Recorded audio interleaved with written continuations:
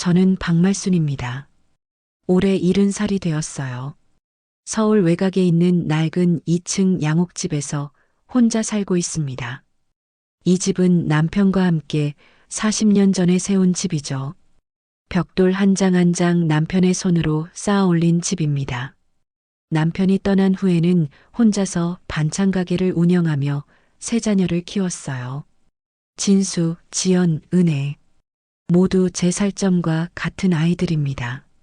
그런데 요즘 우리 동리가 개발 예정지로 지정되었다는 소문이 돌아요. 보상금이 수십억이 된다고 하더군요. 솔직히 그런 큰 돈은 필요 없습니다. 이 집에는 추억이 담겨 있으니까요.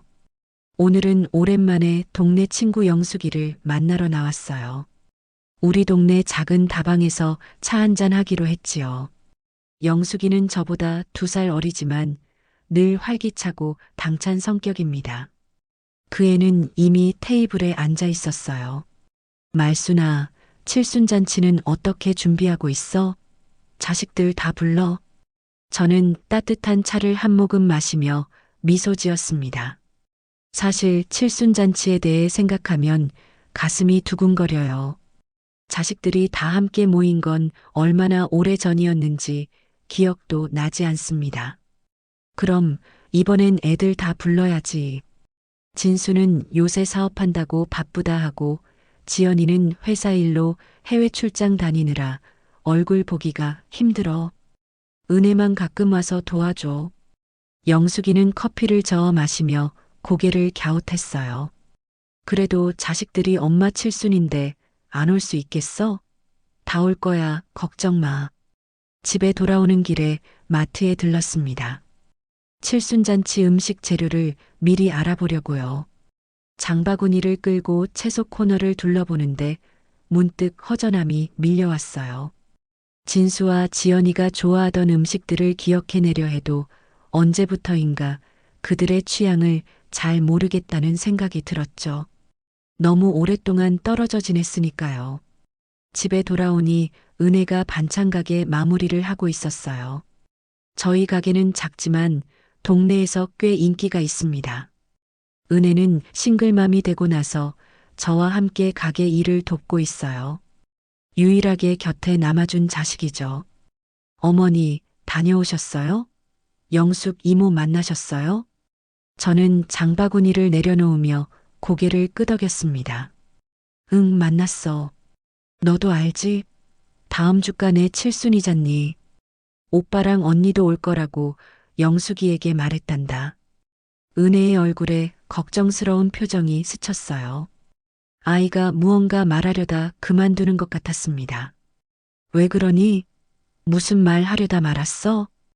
은혜는 망설이다 입을 열었어요. 어머니, 오빠랑 언니가 안 올지도 몰라요. 제가 전화했는데 둘 다 바쁘다고만 하더라고요.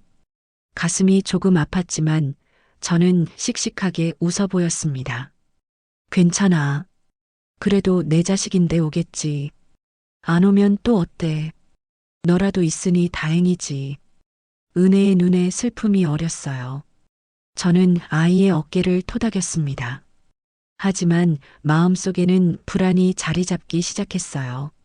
자식들이 모두 함께하는 칠순잔치를 꿈꿔왔는데 그저 허황된 바람이었을까요? 창밖으로 저녁 노을이 물들고 있었습니다. 저는 진수와 지연이에게 전화를 걸어볼까 망설이다가 그만두었어요. 그들도 각자의 삶이 있으니까요. 그래도 마음 한켠에서는 기대가 남아 있었어요. 내가 그렇게 소중히 키운 자식들인데 어머니의 칠순잔치에 오지 않을 리 없다고 믿고 싶었으니까요. 다음 날 아침이었어요. 반찬 가게 문을 열기 전 창고에서 묵은 김치 항아리를 꺼내고 있었습니다. 가게 뒤편에는 작은 창고가 있는데 여기서는 김치와 장아찌 같은 저장식품을 보관해요. 오늘은 묵은지로 볶음을 만들 생각이었죠. 창고 안에서 항아리를 들고 나오는데 가게 입구에서 은혜의 목소리가 들렸어요. 누군가와 통화하는 소리였습니다. 오빠, 제발 어머니 칠순잔치에 와요. 어머니가 얼마나 기다리시는데. 저는 발걸음을 멈추었어요. 은혜가 진수와 통화하고 있었나 봅니다. 그러다 뒤이어 들려온 말에 제 심장이 멎는 줄 알았어요. 언니랑 그런 계획을 세우다니 정말 너무하네요. 어머니를 요양원에 보내려고요? 그리고 집을 팔아서 돈을 나눠 가지겠다고? 오빠가 그렇게 급하게 돈이 필요해요? 손에서 힘이 빠져 항아리를 떨어뜨릴 뻔했습니다. 가까스로 바닥에 내려놓고 벽에 기대어 섰어요. 숨이 턱 막혔습니다. 내 자식들이 나를 요양원에 보내려 한다고? 집을 팔아 돈을 챙기려 한다고? 개발 예정지니까 몇십억은 받을 거라고요? 그래서 그 돈 때문에. 아니, 듣고 싶지 않아요. 어머니는 아직 건강하시고 이 집은 아버지와 함께 지으신 추억이 담긴 곳인데 은혜의 목소리가 떨리고 있었어요. 제 가슴도 무너져 내렸습니다. 그 순간 진수와 지연이의 최근 행동들이 떠올랐어요. 2달 전 진수가 갑자기 찾아와 집 등기부등본을 보자고 했던 일, 지연이가 요양원 팸플릿을 가져와 요새는 요양원이 좋대요. 어머니 하며 건넸던 순간, 그때는 몰랐습니다. 그들의 진짜 의도를. 네가 뭘 안다고 그래? 네가 다 책임질 거야? 엄마도 이제 혼자 살기 힘들어. 요양원이 더 편할 거라고. 진수의 목소리가 스피커폰으로 들렸어요. 마치 얼음물을 끼얹은 것 같았습니다. 그동안 내가 얼마나 자식들을 위해 살아왔는지, 홀로 남아 반찬 가게를 열고 새벽부터 밤늦게까지 일하며 학비와 생활비를 마련했던 세월을 그들은 모르는 걸까요? 오빠, 어머니는 아직 건강하시고 반찬 가게도 잘 운영하고 계셔요. 오빠가 빚이 많다고 해서 어머니를 이용하려는 거예요? 지연이 생각도 똑같아. 이제 곧 개발 들어가면 보상금 몇십억은 받을 텐데 그냥 두면 은혜 네가 다 가져갈 것 같으니까. 저는 더 이상 듣지 못하고 창고 안으로 들어가 쪼그려 앉았어요. 눈물이 볼을 타고 흘러내렸습니다.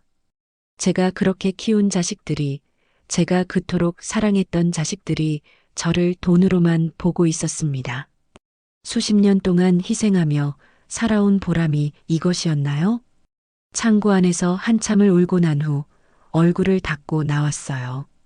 은혜는 이미 통화를 끝낸 상태였고 눈이 빨갛게 붓고 있었습니다. 저를 보자마자 놀란 표정을 지었어요. 어머니, 언제 오셨어요? 저는 아무것도 듣지 못한 척 담담하게 대답했습니다. 방금 창고에서 묵은지 꺼내고 있었어. 손님들 오기 전에 볶음 좀 만들어야겠다. 은혜는 제 표정을 살피다가 갑자기 다가와 꼭 안았어요. 어머니, 걱정 마세요. 제가 있잖아요. 제가 어머니 곁에 있을게요. 저는 아이의 등을 토닥이며 억지로 미소 지었어요. 그래, 알아. 우리 은혜가 있으니 난 괜찮아. 하지만 가슴에는 커다란 구멍이 뚫린 것 같았어요. 세상에서 가장 아픈 배신은 가장 가까운 사람에게서 온다더니 그 말이 맞았습니다. 그날 하루 종일 저는 기계처럼 일했어요. 반찬을 만들고 손님을 맞고 웃고 대화했지만 마음은 다른 곳에 있었죠. 지난 시간들이 주마등처럼 스쳐 지나갔어요. 남편과 함께 이 집을 지었던 날, 아이들이 태어나 첫 울음을 터뜨렸던 순간, 남편 장례식 날 혼자 삼남매를 붙들고 울던 밤, 그리고 반찬 가게를 열어 하루하루 버텨왔던 세월 뒤. 이제 저는 결심해야 했습니다. 더 이상 자식들만 바라보며 살 수는 없었어요. 저도 제 인생이 있었으니까요. 가게 문을 닫고 집으로 돌아왔습니다. 텅 빈 집안이 더욱 쓸쓸하게 느껴졌어요. 저는 거실 소파에 앉아 벽에 걸린 가족 사진을 바라보았죠. 남편과 함께 찍은 마지막 사진이었습니다. 진수가 고등학교를 졸업했을 때였어요. 그 시절엔 다들 행복했는데 언제부터 이렇게 변해버린 걸까요? 전화기가 울렸습니다. 심장이 쿵 내려앉았어요. 진수나 지연이의 전화일까 싶어서요. 하지만 발신자 표시를 보니 영숙이었어요. 애써 목소리를 밝게 하여 전화를 받았습니다. 영수가 웬일이야? 말순아, 내가 아까 다방에서 말하다 깜빡했는데 너 칠순잔치에 뭐 입을 거야? 같이 옷 구경하러 가자. 평소 같았으면 즐겁게 대답했을 텐데 오늘은 가슴이 무거워 말이 나오지 않았어요. 말순아, 왜 대답이 없어? 무슨 일 있어? 저는 한숨을 내쉬었습니다. 아니, 그냥 좀 피곤해서. 영수가 너한테 물어볼 게 있어. 만약에 너희 자식들이 널 요양원에 보내려고 한다면 어떻게 할 거야? 전화기 너머로 잠시 침묵이 흐르더니 영숙의 격앙된 목소리가 들렸어요. 뭐라고? 누가 그런 소리를 해? 너희 애들이? 말도 안 돼. 대체 무슨 일이야? 저는 아침에 들은 진수와 은혜의 통화 내용을 이야기해 주었어요. 영숙은 분노에 찬 목소리로 외쳤습니다. 말순아, 에라 모르겠다. 그 집 팔아버리고 너 혼자 노후 즐겨. 이 나이에 자식들 신세질 필요 없어. 우리가 그렇게 고생하며 자식 키웠는데 이젠 우리 인생 살아야지. 영숙의 말에 웃음이 나왔습니다. 하지만 그 웃음 속에는 씁쓸함이 묻어 있었어요. 그래도 내 자식들인데. 자식이면 뭐해? 너를 돈으로만 보는데. 정신 차려, 말순아. 네가 그렇게 착한 척하다가 결국 다 뺏기고 요양원 가게 될라. 내 말 들어. 너도 이제 너 인생 살아. 통화를 마치고 한참을 생각에 잠겼어요. 영숙의 말이 머릿속을 맴돌았습니다. 저도 이제 제 인생을 살아야 할 때일까요? 서랍장에서 집 문서를 꺼내 보았어요. 40년 전 남편과 함께 이 집을 샀을 때의 계약서였습니다. 얼마나 기뻐했었는지 우리 가족의 보금자리가 생긴다는 사실에 밤잠을 이루지 못했었죠. 창밖을 바라보니 어둠이 깔리고 있었어요. 멀리서 전화벨 소리가 들려오는 것 같았습니다. 아마도 환청이겠죠. 자식들의 전화를 기다리는 마음이 만들어낸 내가 뭘 그렇게 잘못했니? 저도 모르게 혼잣말이 흘러나왔어요. 눈물이 볼을 타고 흘러내렸습니다. 수십 년간 자식들을 위해 살아왔어요.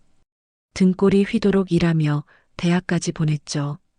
진수가 사업에 실패했을 때는 제 적금을 깨서 도와주었고 지연이가 유학 가겠다고 했을 때도 반찬 가게 확장 계획을 접고 학비를 대주었습니다.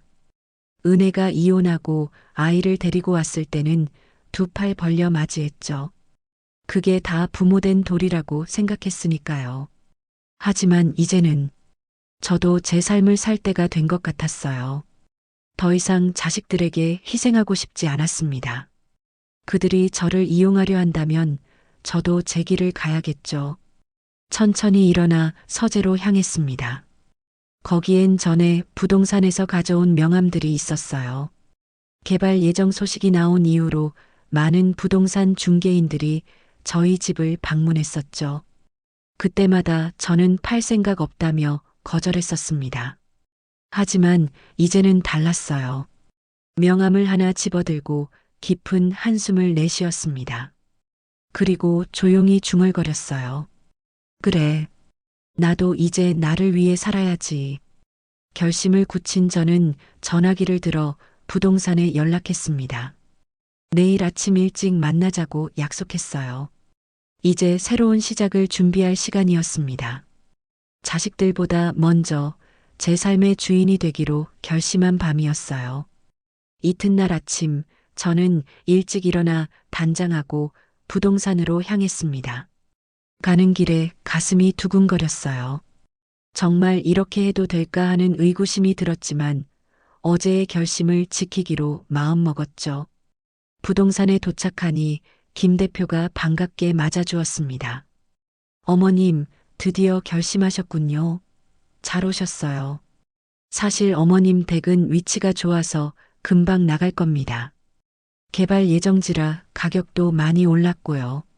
저는 조용히 고개를 끄덕였어요. 얼마나 받을 수 있을까요? 김 대표는 입을 크게 벌리며 웃었습니다. 최소 30억은 가능할 것 같아요. 많이 받으면 40억까지도요. 개발사들이 땅 매입에 혈안이 되어 있거든요. 30억, 40억? 천문학적인 숫자였어요. 제가 평생 벌어본 적 없는 돈이었죠. 하지만 그 돈보다 더 값진 것은 제 자존심이었습니다. 자식들에게 이용당하지 않겠다는 결심이요. 계약은 언제쯤 할 수 있을까요? 빠르면 일주일 안에요. 지금 관심 있는 매수자가 몇 있어서 가격 협상만 잘 되면 바로 진행할 수 있어요. 집으로 돌아오는 길, 저는 몹시 착잡했습니다. 40년 동안 살아온 집을 떠난다는 건 쉬운 결정이 아니었어요. 하지만 이제 돌아갈 수 없는 강을 건넌 기분이었죠. 일주일이 지났습니다. 부동산에서 연락이 왔어요. 매수자를 찾았다며 계약서를 작성하러 오라고 했습니다. 저는 은혜에게 가게를 맡기고 부동산으로 향했어요. 거기서 만난 매수자는 큰 개발회사의 대표였습니다. 그는 친절하게 인사하며 말했어요. 어르신, 좋은 집 내주셔서 감사합니다. 저희가 좋은 가격에 모시겠습니다. 계약은 생각보다 빠르게 진행되었어요. 38억의 계약이 성사되었고 계약금으로 10억을 먼저 받기로 했습니다. 나머지는 소유권 이전 시 받기로 했죠. 계약서에 도장을 찍는 순간 가슴이 먹먹했어요. 이 집, 내 아버지가 벽돌 한 장 한 장 쌓은 집이지. 근데 너희한테 이 집은 돈이었구나. 저도 모르게 중얼거린 말이었습니다. 매수자가 의아한 표정을 지었지만 저는 애써 미소 지으며 말했어요. 아니에요. 혼잣말이었어요. 집으로 돌아와 계약금 입금 확인서를 보며 한참을 생각에 잠겼습니다. 이제 와서 후회해도 소용없었어요. 앞으로의 계획을 세워야 했죠. 새로 살 집도 알아봐야 했고 은혜에게도 이 사실을 알려야 했습니다. 은혜가 반찬 가게 문을 닫고 돌아왔어요. 저는 부엌에서 저녁 준비를 하고 있었죠. 어머니, 오늘은 손님이 많았어요. 김치찌개가 다 팔렸어요. 저는 조용히 은혜를 바라보았습니다. 이 아이만큼은 상처 주고 싶지 않았어요. 은혜야, 어머니가 할 말이 있어. 은혜는 의아한 표정으로 저를 바라보았어요. 네, 어머니. 무슨 일이세요? 우리 집. 오늘 팔았어. 은혜의 얼굴이 창백해졌습니다. 네. 어머니, 무슨 말씀이세요? 집을 파셨다고요? 저는 고개를 끄덕였어요. 응. 38억에. 이제 다른 집으로 이사 갈 거야. 왜요? 갑자기 왜 그러신 거예요? 오빠랑 언니가 뭐라고 했나요? 저는 담담하게 대답했습니다. 아니, 그냥 내 마음이야. 이제 나도 나를 위해 살고 싶어서. 은혜는 눈물을 글썽이며 제 손을 잡았어요. 어머니, 혹시 제가 오빠랑 통화한 거 다 들으셨죠? 저는 잠시 망설이다 대답했어요. 들었어. 하지만 괜찮아. 내 오빠랑 언니가 날 요양원에 보내려 한 것도 알아. 근데 이건 내 결정이야. 내 신경 쓰지 마. 은혜는 결국 울음을 터뜨렸습니다. 저는 아이를 꼭 안아주었어요. 울지 마. 엄마는 괜찮아.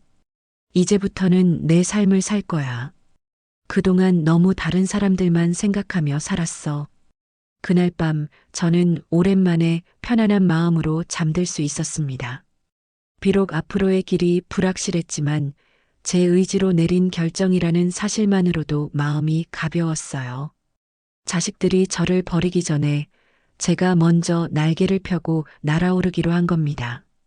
계약 후 사흘째 되는 날, 저는 아침부터 새로운 집을 알아보러 다녔습니다. 은혜와 함께 서울 근교의 작은 아파트 몇 군데를 둘러보았지요. 생각보다 집값이 많이 올라 있었지만 제게는 이제 충분한 자금이 있었습니다. 저는 한강이 보이는 아파트 한 채가 마음에 들었지요. 넓은 창문으로 보이는 강의 풍경이 마음을 편안하게 해주었습니다. 40년 동안 살아온 집을 떠나는 아픔을 달래줄 새로운 보금자리로 적합했습니다. 부동산에서 계약금을 걸고 나오는데 전화가 왔습니다. 발신자 표시를 보니 진수였지요. 가슴이 쿵 내려앉았습니다. 아직 진수와 지연에게는 집을 판 사실을 알리지 않았거든요. 은혜만 알고 있었지요. 잠시 전화를 받을지 망설였지만 언젠가는 마주해야 할 현실이라 생각하고 통화 버튼을 눌렀습니다. 여보세요? 어머니, 지금 어디세요? 집에 와보니 낯선 사람들이 집을 둘러보고 있어요. 진수의 목소리가 당황스러움으로 가득 차 있었습니다. 저는 담담하게 대답했지요. 아, 그래. 거긴 이제 내 집이 아니야. 너희 집도 아니고. 네. 무슨 말씀이세요? 어머니, 설마. 응, 집 팔았어. 38억에. 전화기 너머로 잠시 침묵이 흘렀습니다. 그러더니 진수의 격앙된 목소리가 들려왔지요. 어머니, 어떻게 그럴 수가 있어요? 우리한테 한마디 상의도 없이.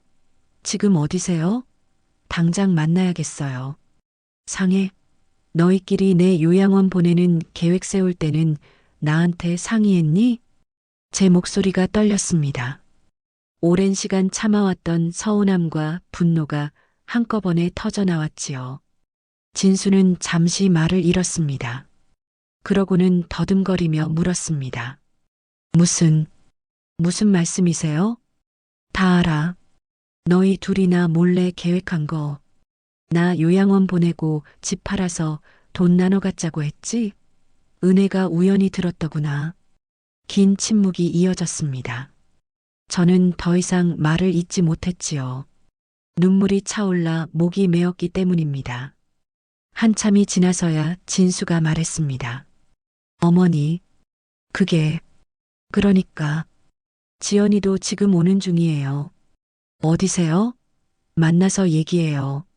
저는 깊게 숨을 들이마시고 냈습니다. 이제 되돌릴 수 없는 강을 건넜다는 생각이 들었지요. 만날 필요 없어. 이미 다 결정된 일이야. 난 이제 내 인생 살 거야. 전화를 끊고 나니 몸이 가볍게 느껴졌습니다. 마치 오랫동안 지고 있던 무거운 짐을 내려놓은 것 같았지요. 은혜가 걱정스러운 표정으로 저를 바라보았습니다. 저는 오히려 밝게 웃으며 은혜의 손을 잡았습니다. 괜찮아. 이제 다 끝났어. 집으로 돌아오는 길에 진수와 지연에게서 연달아 전화가 왔지만 받지 않았습니다. 오늘 하루는 조용히 보내고 싶었지요. 내일이면 그들이 찾아오겠지만 오늘만큼은 평온을 유지하고 싶었습니다. 집에 돌아오니 현관문 앞에 지연이 서 있었습니다. 해외 출장 중이라더니 이렇게 빨리 돌아왔나 봅니다. 지연은 저를 보자마자 달려와 안았지요. 어머니, 어떻게 그럴 수 있어요? 우리가 얼마나 놀랐는지 알아요? 저는 지연의 품에서 빠져나왔습니다. 집 열쇠를 꺼내며 차분히 말했지요. 네가 놀랐다고? 난 더 놀랐어. 내 자식들이 나를 요양원에 보내려고 한다는 사실에. 지연의 얼굴이 하얗게 변했습니다. 무슨 말을 해야 할지 모르겠다는 표정이었지요. 저는 현관문을 열고 들어가며 말했습니다. 들어와. 이제 곧 이사 가야 하니까 짐 정리도 해야 해. 지연이 머뭇거리며 집 안으로 들어왔습니다. 거실에 앉아 서로 마주보고 있는데 현관문 벨이 울렸지요. 진수였습니다. 그의 얼굴은 당황과 분노가 뒤섞인 표정이었습니다. 저는 이제 제 삶의 주인으로서 두 자식을 마주할 준비가 되어 있었습니다. 이것이 제게는 진정한 독립선언이었지요. 거실에 모인 세 사람의 침묵이 무겁게 내려앉았습니다. 진수는 소파에 앉아 고개를 숙인 채 바닥만 내려다보고 있었고, 지연은 불안한 듯 손가락으로 무릎을 두드리고 있었지요. 저는 차분히 두 자식을 바라보며 침묵을 깼습니다. 왜 그랬니? 내가 그렇게 짐이 되었니? 진수가 고개를 들었습니다. 그의 눈에는 당혹감이 가득했지요. 어머니, 그게 아니라 어머니를 위해서 한 거예요. 혼자 계시면 위험할 것 같아서. 말끝을 흐리는 진수를 보며 쓴웃음이 나왔습니다. 48살이 된 아들은 여전히 거짓말을 잘 못했지요. 어릴 적부터 거짓말을 하면 귀가 빨개지던 버릇이 아직도 남아 있었습니다. 정말 날 위한 거였니? 아니면 개발 보상금 때문이었니? 지연이 갑자기 자리에서 일어났습니다. 그녀의 얼굴이 붉게 물들었지요. 어머니, 왜 이러세요? 우리가 언제 어머니를 이용하려고 했어요? 그냥 어머니 편하게 해드리려고 한 거예요. 저는 차분히 지연을 바라보았습니다. 45이 된 둘째 딸은 언제나 자기 방식대로 세상을 통제하려 했지요. 대기업 임원으로 승승장구하는 것도 그런 성격 덕분이었을 겁니다. 지연아, 너희 대화를 은혜가 들었단다. 요양원 보내고 집을 팔자는 말도. 지연의 얼굴에서 혈색이 빠져나갔습니다. 진수는 더욱 깊이 고개를 숙였지요. 두 사람 모두 반박할 말을 찾지 못했습니다. 진실을 마주한 그 순간 모든 거짓 변명은 무의미해졌지요. 너희는 이 집을 돈으로만 봤지. 내 희생의 상징이었는데. 난 이제 내 인생 살 거야. 말을 마친 저는 천천히 일어나 부엌으로 향했습니다. 차라도 한 잔 마셔야 할 것 같았지요. 부엌에서 주전자에 물을 올리는데 은혜가 조용히 들어왔습니다. 언제 왔는지 모르겠지만 아마도 대화를 듣고 있었나 봅니다. 은혜는 아무 말 없이 제 손을 잡았지요. 그 따뜻한 온기가 제게 큰 위로가 되었습니다. 거실로 돌아오니 진수와 지연이 낮은 목소리로 대화하고 있었습니다. 저를 보자 급히 말을 멈추더군요. 마치 어린 시절 몰래 과자를 먹다가 들킨 아이들처럼 말입니다. 어머니, 진수가 조심스럽게 입을 열었습니다. 정말 죄송해요. 우리가 잘못 생각했어요. 근데 이렇게 갑자기 집을 파시다니. 이제 어떻게 하실 거예요? 걱정 마라. 한강 근처에 아파트를 계약했어. 내일부터 이사 준비할 거야. 지연이 놀란 표정으로 물었습니다. 어머니 혼자 사실 거예요? 어떻게?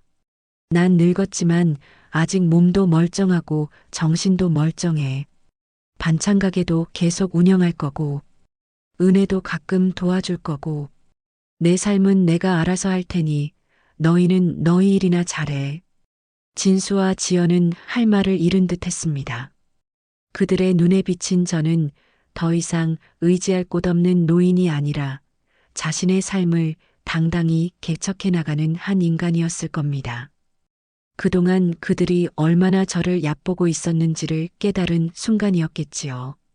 침묵이 흐르던 중 지연이 갑자기 일어나더니 가방을 들고 현관으로 향했습니다. 난 가볼게요. 회사에 급한 일이 있어서. 그녀의 목소리가 떨렸습니다. 자존심 강한 지연으로서는 자신의 잘못을 인정하고 사과하는 것이 쉽지 않았겠지요. 진수도 어색하게 자리에서 일어났습니다. 어머니, 정말 죄송해요. 다음에 다시 올게요. 두 사람이 떠나고 은혜와 단둘이 남았습니다. 은혜는 걱정스러운 표정으로 물었지요. 어머니, 괜찮으세요? 너무 심하게 화내셨어요. 저는 고개를 가로저었습니다. 화낸 게 아니야. 그냥 진실을 말한 거지. 이제 모든 게 명확해졌으니 마음이 오히려 편하구나. 그날 밤 저는 오랜만에 깊은 잠에 들었습니다. 내일부터는 새로운 삶이 시작될 것이란 기대감 때문이었을까요? 아니면 오랫동안 제 마음을 짓누르던 무거운 짐을 내려놓았기 때문일까요? 어쨌든 저는 생애 처음으로 제 자신만을 위한 결정을 내렸고 그것만으로도 충분히 행복했습니다. 집을 판 지 일주일이 지났습니다. 새 아파트로 이사할 준비를 하느라 바빴지요. 오랜 세월 모아온 살림살이를 정리하는 일은 생각보다 많은 시간이 걸렸습니다. 이삿짐 센터에서는 내일 오전에 온다고 했지요. 마지막 밤을 보내는 집안은 텅 비어 더욱 쓸쓸해 보였습니다. 그날 밤은 유난히 조용했습니다. 창밖으로 보이는 동네 풍경이 낯설게 느껴졌지요. 40년 동안 봐온 풍경인데도 마치 처음 보는 것처럼 새롭게 다가왔습니다. 아마도 이제 곧 떠나야 한다는 생각 때문이었겠지요. 서재에 앉아 남편과의 추억이 담긴 앨범을 넘기고 있는데 현관문 벨이 울렸습니다.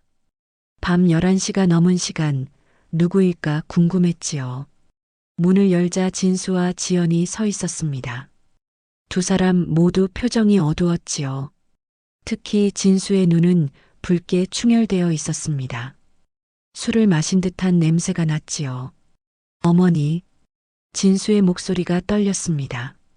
그리고는 갑자기 무릎을 꿇더니 고개를 숙였지요. 지연도 옆에서 무릎을 꿇었습니다. 너무 놀라 어떻게 해야 할지 몰랐습니다. 얘들아, 이게 무슨... 어머니, 미안해요. 용서해줘요.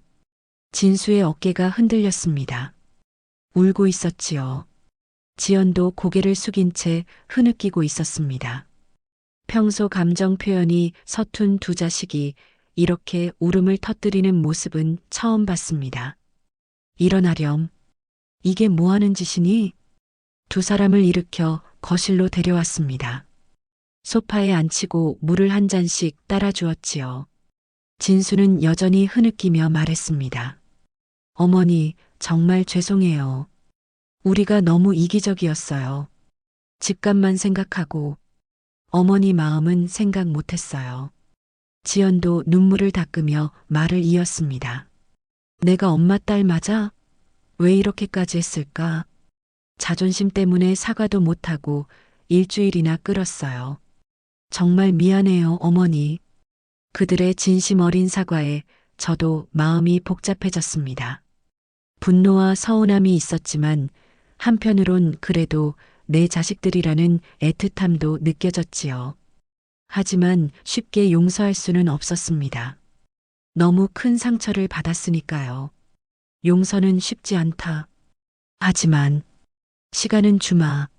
너희가 진심으로 반성하고 바뀐다면 언젠가는 다시 예전처럼 지낼 수 있겠지. 진수가 고개를 들었습니다. 그의 눈에는 희망의 빛이 어렸지요. 어머니, 우리 정말 잘못했어요.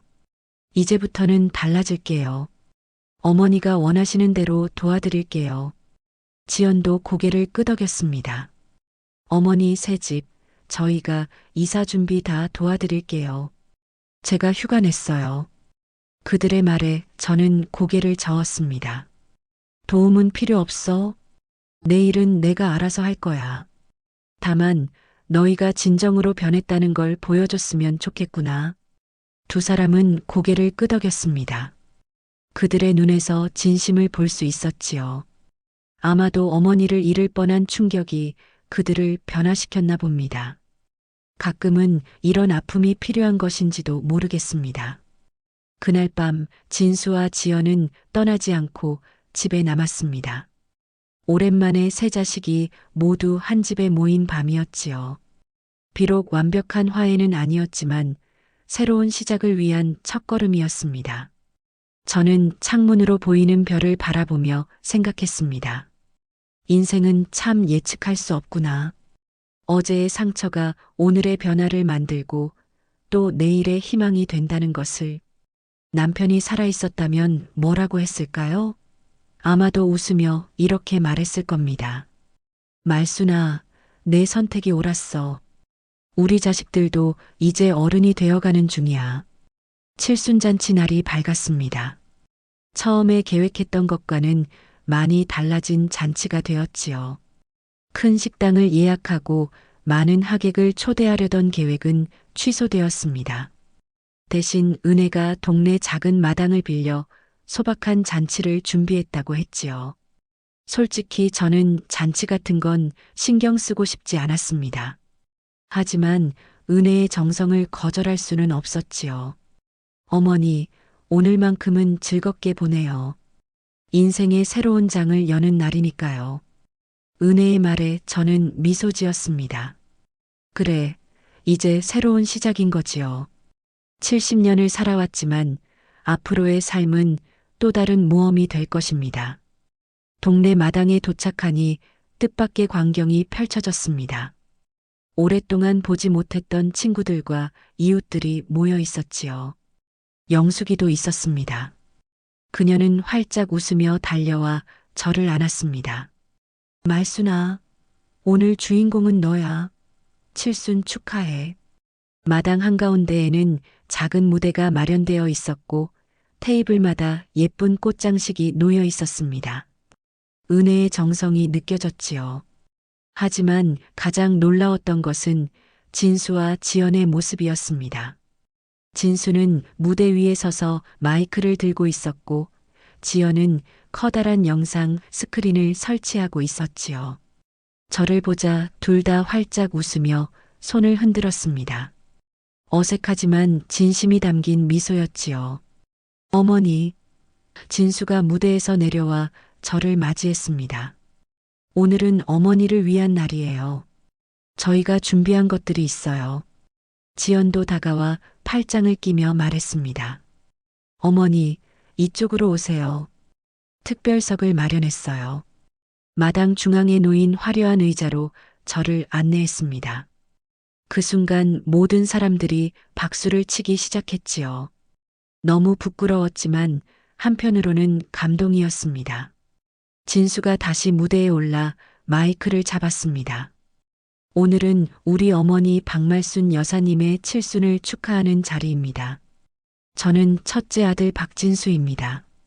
그리고 영상이 시작되었습니다. 제 어린 시절부터 결혼, 그리고 자식들과의 추억이 담긴 사진들이 하나씩 스크린에 나타났지요. 오래된 사진들을 어디서 찾아왔는지, 심지어 제가 잊고 있던 순간들까지 있었습니다. 어머니, 이제라도 잘할게요. 진수의 목소리가 떨렸습니다.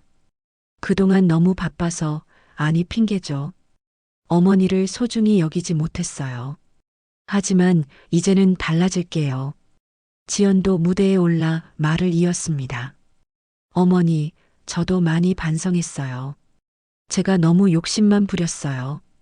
어머니의 마음을 헤아리지 못했어요. 앞으로는 자주 찾아뵐게요. 그들의 진심 어린 말에 저도 눈시울이 붉어졌습니다. 은혜가 다가와 제 손을 꼭 잡았지요. 그녀의 눈에도 눈물이 맺혀 있었습니다. 잔치는 소박했지만 따뜻했습니다. 이웃들이 각자 준비한 음식을 나누고 옛 추억을 이야기하며 웃음꽃이 피었지요.